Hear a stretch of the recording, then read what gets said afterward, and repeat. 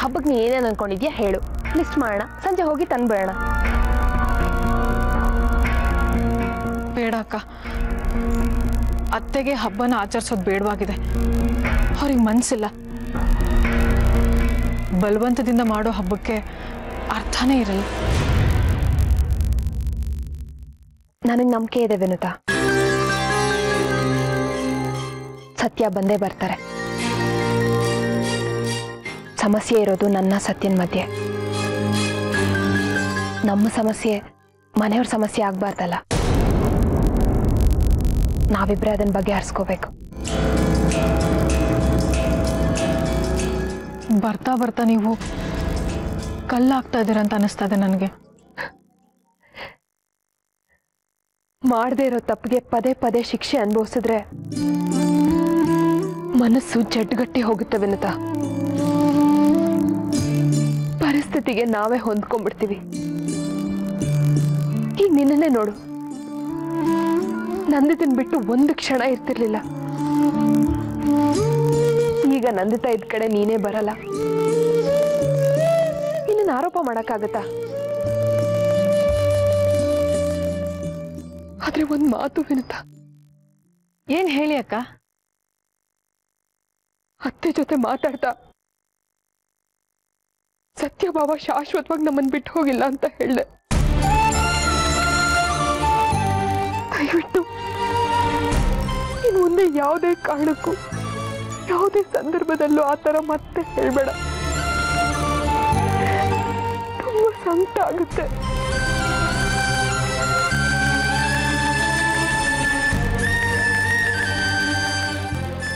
ಎಲ್ರು ಇದ್ದು ಯಾರು ಇಲ್ದಿರೋ ಪರಿಸ್ಥಿತಿ ನಂದು.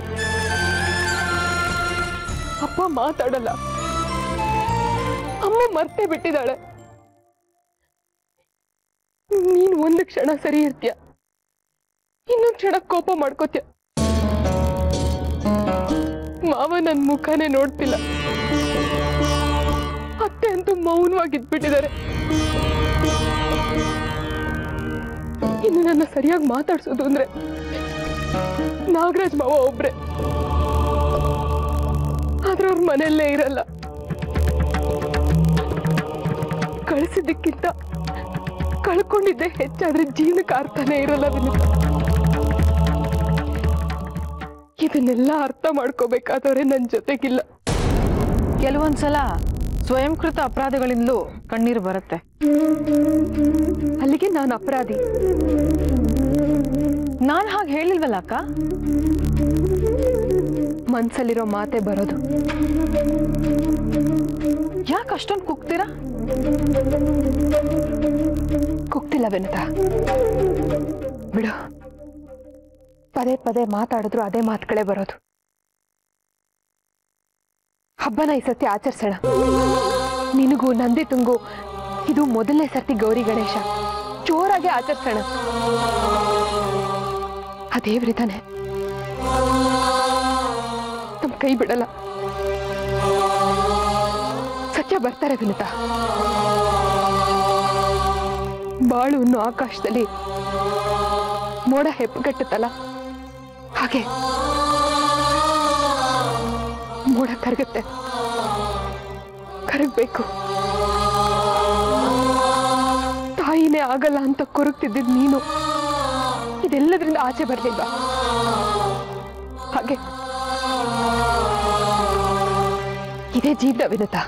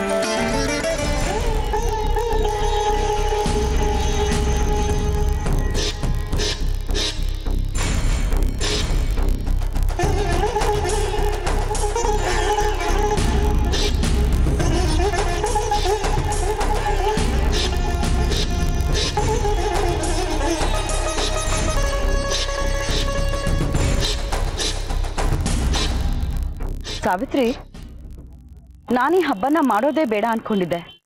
ಆದ್ರೆ ನೀನು ಈ ಹಬ್ಬನ ಮಾಡೋಣ ಅಂತ ಎಲ್ಲರನ್ನೂ ಹುರಿದುಂಬಿಸಿ ಹೊರಗಡೆನೂ ಕರ್ಕೊಂಡು ಬಂದು ಇಲ್ಲಿ ಬಂದು ಒಬ್ಳೆ ನಿಂತಿದ್ಯಲ್ಲಮ್ಮ, ಇದು ಸರಿನಾ? ಬಾ, ನೀನು ಗೌರಿನ ಆರಿಸು, ಪೂಜೆ ಸಾಮಾನೆಲ್ಲ ತಗೊಳ್ಳೋಣ, ಹೋಗೋಣ ಬಾ. ಬೇಡ ಅತ್ತೆ, ನಾನು ಬಂದ್ರೆ ವಿನುತನ ಸಂಭ್ರಮಕ್ಕೆ ಅಡ್ಡಿಯಾಗುತ್ತೆ. ಬಯಸಿ ಬಯಸಿ ಕಣ್ಣೀರು ಹಾಕಿ ವ್ರತ ಮಾಡಿ ತಾಯಿ ಆಗ್ತಾ ಇದ್ದಾಳೆ. ಇದು ಅವಳಿಗೆ ಹಬ್ಬ. ಏನ್ ತಗೋಬೇಕು ಏನ್ ತಗೋಬಾರ್ದು ಅಂತ ಅವಳಿಗೆ ಚೆನ್ನಾಗಿ ಗೊತ್ತಿದೆ.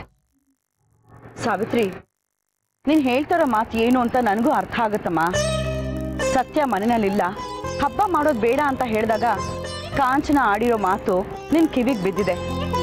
ನೋಡು, ಕೆಲವ್ರಿಗೆ ಮನ್ಸು ದುಡುಕ್ ಬಿಡುತ್ತೆ, ಇನ್ ಕೆಲವ್ರಿಗೆ ನಾಲ್ಗೆ ದುಡುಕ್ ಬಿಡುತ್ತೆ. ಯಾವ ವಿಷಯನೂ ಮನ್ಸಲ್ಲಿ ಇಟ್ಕೋಬೇಡ. ಅವಳ ಪರವಾಗಿ ನಾನಿನ್ನ ಕ್ಷಮೆ ಕೇಳ್ತೀನಿ. ಬಾ ಹೋಗೋಣ. ಪರವಾಗಿಲ್ಲ ಅತ್ತೆ. ನಿನಗೆ ಗೊತ್ತಲ್ಲ ಸಾವಿತ್ರಿ, ಎಷ್ಟೋ ವಿಷಯಗಳಲ್ಲಿ ಅವಳಿಗೆ ತಿಳುವಳಿಕೆ ಕಡಿಮೆ ಇದೆ. ನನ್ನ ತಂಗಿಗಿಂತ ಹೆಚ್ಚಾಗಿ ಅವಳನ್ನ ಪ್ರೀತಿಸ್ತೀನಿ ಅತ್ತೆ.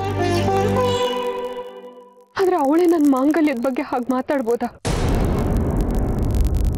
ನಾನು ಬದುಕಿರೋದೇ ಅವಳಿಗೋಸ್ಕರ. ನಾ ಇಷ್ಟೆಲ್ಲ ಮಾಡ್ತಾ ಇರೋದು ಅವಳಿಗೋಸ್ಕರನೇ.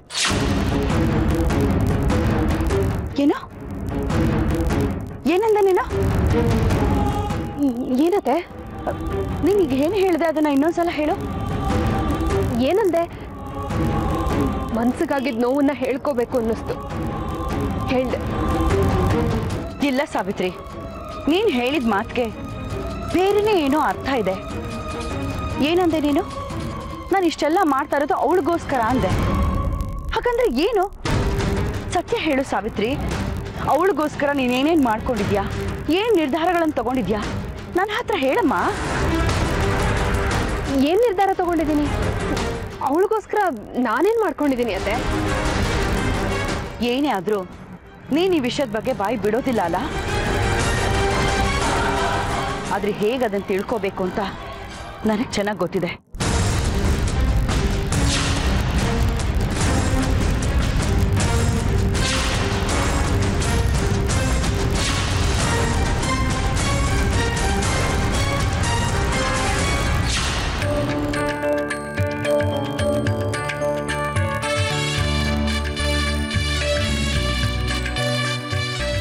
ಹುಷಾರಾಗಿಳಿರಮ್ಮ.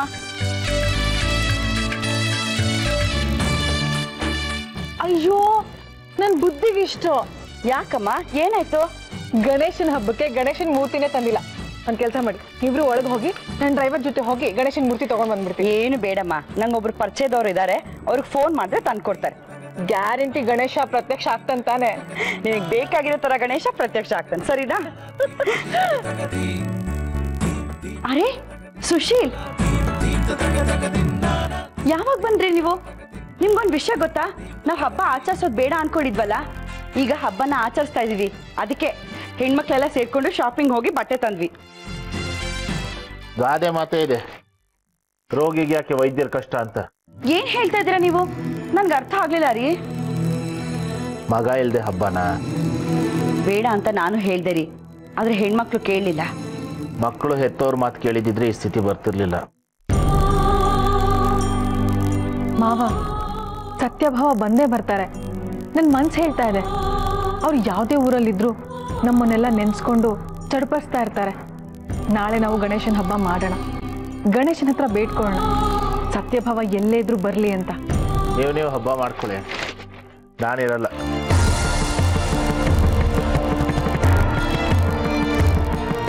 ಹಬ್ಬಕ್ಕೆ ನೀವಿಲ್ಲ ಅಂದ್ರೆ ಹೇಗೆ ಸುಶೀಲ್? ನಾನು ಫೋನಲ್ಲಿ ಹೇಳಿದ್ದೆಲ್ಲ ಮರ್ತ್ಬಿಟ್ರಾ? ಇನ್ಮೇಲೆ ಕೆಲವ್ರು ಇರೋ ಕಡೆ ನಾನು ಇರಬಾರ್ದು ಅಂತ ನಿರ್ಧಾರ ಮಾಡಿದ್ದೀನಿ.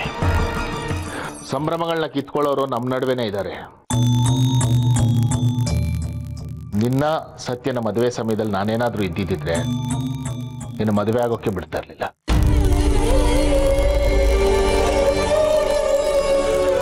ವಿದ್ಯೆ ಅಂತಸ್ತಿನ ಮೇಲೆ ಬುದ್ಧಿಮಟ್ಟ. ನಿನ್ನ ಬುದ್ಧಿಮಟ್ಟ ಇನ್ನೂ ತಳಮಟ್ಟದಲ್ಲಿದೆ ಅಂತ ನನಗನ್ನಿಸ್ತಾ ಇದೆ. ಚೆನ್ನಾಗಿದ್ವಿ ನಾನು ನನ್ನ ಮಗ ಸತ್ಯ. ಬಹುಶಃ ನಿನಗೆ ಅಭದ್ರತೆ ಕಾಡಿರ್ಬೇಕು, ಅದಕ್ಕೆ ತಂದೆ ಮಗನ ಮಧ್ಯೆ ತಂದಿಟ್ಬಿಟ್ಟಿದೀಯ.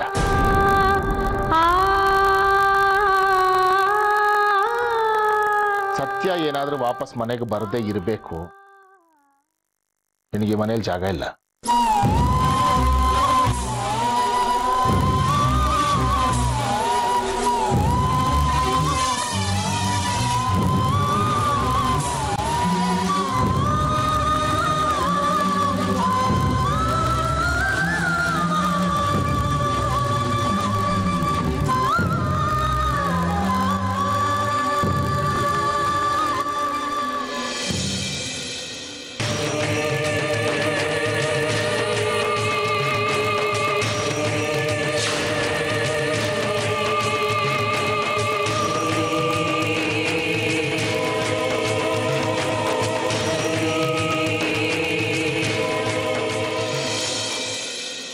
ಅಕ್ಕ ತಗೊಳ್ಳಿ, ಹಾಲು ಕುಡೀರಿ. ಇದು ಒಂಥರ ಸ್ಪೆಷಲ್ ಹಾಲು, ಚೆನ್ನಾಗಿ ನಿದ್ದೆ ಬರುತ್ತೆ, ಕುಡೀರಿ. ಬೇಡ, ನಾ ಮಲ್ಕೋತೀನಿ. ಊಟನೇ ಮಾಡಿಲ್ಲ. ಹಸ್ವಿಲ್ಲ. ನಿಜವಾಗ್ಲೂ ಹಸ್ವಿಲ್ವೋ ಅಥವಾ ಮಾವ ಅಂದಿದ್ದಕ್ಕೇನಾದ್ರೂ ಉಪವಾಸನೋ? ಮಾವ ಅಂದಿದ್ರಲ್ಲಿ ತಪ್ಪೇನಿತ್ತು? ನನ್ನ ಬೈಯೋ ಎಲ್ಲ ಹಕ್ಕು ಅವ್ರಿಗಿದೆ. ಸತ್ಯಭಾವ್ ಫೋನ್ ಮಾಡಿ, ಬೆಳಗ್ಗೆ ಹರಿದ್ರೆ ಹಬ್ಬ ಅಲ್ವಾ?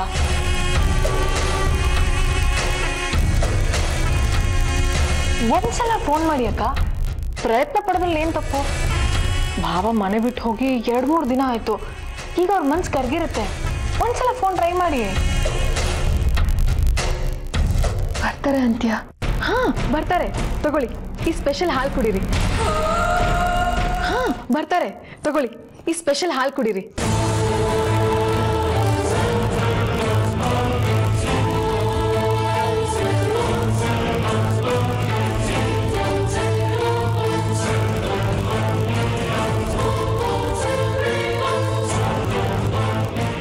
ಸ್ವಿಚ್ ಆಫ್ ಬರ್ತಿದೆ.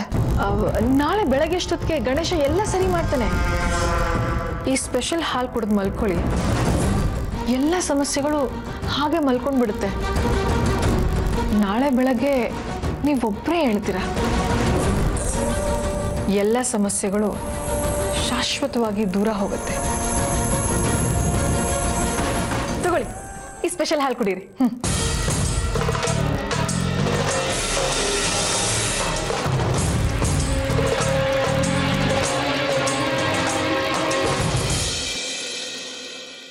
ಸುಶೀಲ್, ನೀವು ಸಾವಿತ್ರಿಗೆ ಹಾಗೆ ಮಾತಾಡಬಾರ್ದಾಗಿತ್ತು. ಅನ್ನಬಾರ್ದಿತ್ತು ನಿಜ, ಆದರೆ ಮುಂದಿನ ದಿನಗಳಲ್ಲಿ ಕೆಲವು ಕೆಲಸಗಳು ಅವಳಿಂದಾನೇ ನಡಿಬೇಕಾಗಿದೆ. ಎಲ್ಲರೂ ಸೇರ್ಕೊಂಡು ಅವಳನ್ನ ಅಪರಾಧಿ ಅಂತ ಇದ್ರೆ ಹೇಗೆ ಸುಶೀಲ್? ಪಾಪ ಅವಳು ಸತ್ಯ ಇಲ್ದರೆ ನೋವಲ್ಲಿದ್ದಾಳಲ್ವಾ? ಗಂಡನ ವಿಷಯದಲ್ಲಿ ನೋವಿನ ತೀವ್ರತೆ ಹೆಚ್ಚಾದಾಗ ಹೆಣ್ಣಾದವಳು ಸುಮ್ಮನೆ ಕೂರಲ್ಲ. ಬಿಟ್ಟು ಹೋದ ಸತ್ಯನ ಬಗ್ಗೆ ಸಾವಿತ್ರಿಗೆ ಸ್ವಲ್ಪನೂ ಯೋಚನೆ ಇಲ್ಲ. ಸದಾ 2ನೇ ಮಗು ಚಿಂತೆಯಲ್ಲೇ ಇರ್ತಾಳೆ. ಹೌದು ಸುಶೀಲ್, ಅವಳ ಮಾತು, ಕತೆ, ನಡೆ, ನುಡಿ ಎಲ್ಲ ಬದಲಾಗೋಗಿದೆ. ಏನೋ ಮಹತ್ ಕಾರ್ಯನ ಸಾಧಿಸ್ಬೇಕು ಅನ್ನೋ ಥರ ಆಡ್ತಾ ಇದ್ದಾಳೆ. ಅವಳಿಗೆ ಬಾಣಂತನದಲ್ಲಿ ಏನಾದರೂ ಸನ್ನೆ ಆಗಿರ್ಬೋದಾ, ಅವಳ ಮೆಂಟಲ್ ಸ್ಟೆಬಿಲಿಟಿ ಕಳ್ಕೊಂಡಿರ್ಬೋದಾ ಅಂತ ಅನುಮಾನ ಬರ್ತಾ ಇದೆ. ನೆನ್ನೆ ನನ್ನ ಕಣ್ಣೆದುರುಗಡೆನೆ ಏನು ನಡೀತು ಗೊತ್ತಾ? ಮಗು ಹಾಸಿಗೆ ಮೇಲೆ ಮಲ್ಕೊಂಡು ನಿದ್ದೆ ಮಾಡ್ತಾ ಇದೆ. ಇವಳು ಖಾಲಿ ತೊಟ್ಲನ್ನ ತೂಗ್ತಾ ಲಾಲಿ ಹಾಡ್ತಾ ಇದ್ದಾಳೆ. ಯಾಕಮ್ಮ ಹೀಗೆ ಮಾಡ್ತಾ ಇದೆಯಾ ಅಂತ ನಾನು ಸಾಫ್ಟಾಗೆ ಕೇಳಿದೆ. ಅವಳಲ್ಲಿ ಅದೇ ಮುಗ್ಧತೆ, ಅದೇ ಪ್ರೀತಿಯಿಂದ ಮಾತಾಡ್ತಾ ಇದ್ಲು. ಏನಾಗಿದೆ ಅಂತಾನೆ ನನಗೆ ಗೊತ್ತಾಗ್ಲಿಲ್ಲ. ರಾತ್ರಿ ಎಲ್ಲ ನಿದ್ದೆನಲ್ಲಿ ವಿನುತಾ ಅಂತ ಕನ್ವರ್ಸ್ತಾ ಇದ್ಲು. ಅವಳಿಗೆ ಏನಾಗಿರ್ಬೋದು ಅಂತಾನೆ ಅರ್ಥ ಆಗಲಿಲ್ಲ ಸುಶಿ. ಸತ್ಯ ಮನೆ ಬಿಟ್ಟು ಹೋಗಿದ್ರ ಬಗ್ಗೆ ಅವಳಿಗೆ ಚಿಂತೆ ಇಲ್ಲ ಅಂದರೆ ಅವಳ ಮನಸ್ಸಿನಲ್ಲಿ ಏನಿದೆ ಅನ್ನೋದನ್ನ ನಾವು ತಿಳ್ಕೋಬೇಕು. ಆಗ ಎಲ್ಲದಕ್ಕೂ ಉತ್ತರ ಸಿಗತ್ತೆ.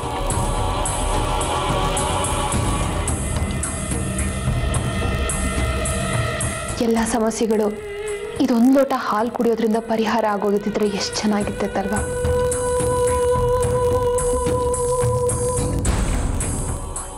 ಅಂಥದ್ದೇನಿದೆ ಇದರಲ್ಲಿ? ಏನೂ ಇಲ್ಲಪ್ಪ, ಬರೀ ಹಾಲು. ಬೇರೆ ಏನೂ ಇಲ್ಲ ಅಲ್ವಾ? ಬೇರೆ ಏನು ಇಲ್ವಾ ಅಂದ್ರೆ? ಸ್ಪೆಷಲ್ ಹಾಲು ಅಂತ ಒತ್ತಿ ಒತ್ತಿ ಹೇಳ್ತಿದ್ಯಲ್ಲ, ಅದಕ್ಕೆ ಕೇಳಿದೆ. ಓಹ್, ಹಾಗ ನಾನು ಏನೋ ಅನ್ಕೊಂಡ್ಬಿಟ್ಟಿದ್ದೆ. ನೀನೇನು ಅನ್ಕೊಂಡಿದ್ದೆ? ಏನೂ ಇಲ್ಲಪ್ಪ. ಮತ್ತೆ ಏನೋ ಅನ್ಕೊಂಡ್ಬಿಟ್ಟಿದ್ದೆ ಅಂತ ಹೇಳಿದೆ. ಏನೂ ಇಲ್ಲ ಅಕ್ಕ. ನೋಡಿ, ನೀವು ಹಾಲು ಕುಡೀರಿ. ನಿಮ್ಮ ಒಳಗಡೆ ಮಗು ಇದೆ, ಹಾಗೆ ಉಪವಾಸ ಮಲಗಬಾರ್ದು. ತಗೊಳ್ಳಿ.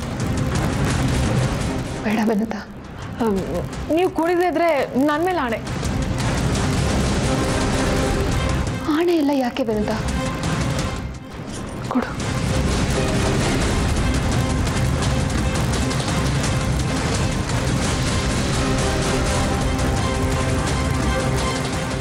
ಹಾಂ ಸುಶೀಲ್, ಈ ಬಾಕ್ಸ್ನ ಡ್ರೈವರ್ ಕೊಟ್ಟ. ಖಂಡಿತ ಇದರಲ್ಲಿರೋದು ನಿಮಗೋಸ್ಕರ ಅಂತೂ ನೀವು ತಗೊಂಡಿರೋದಿಲ್ಲ. ಏನಾಯಿತು? ಸತ್ಯನಿಗೆ ಫೋನ್ ಮಾಡಿದ್ರಾ?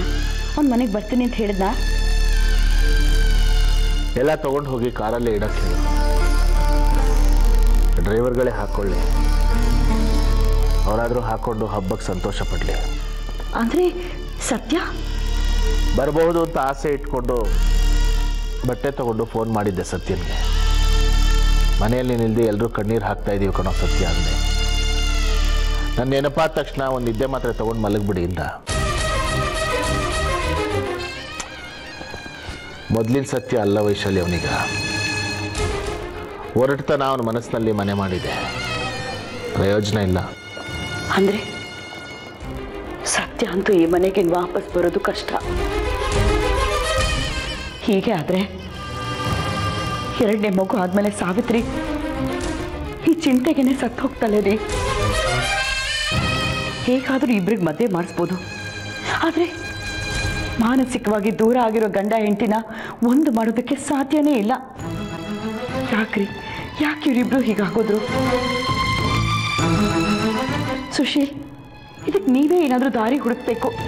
ಪ್ಲೀಸ್ ಏನಾದರೂ ಮಾಡಿ.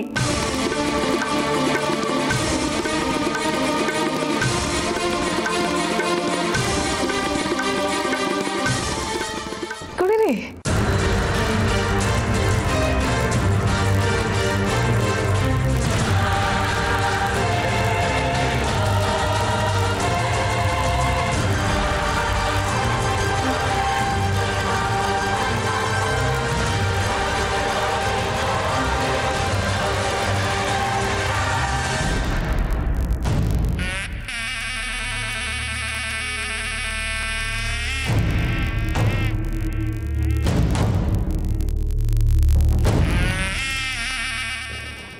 ಸರಿ ವಿನುತಾ, ನಾ ಮಲಗ್ತೀನಿ.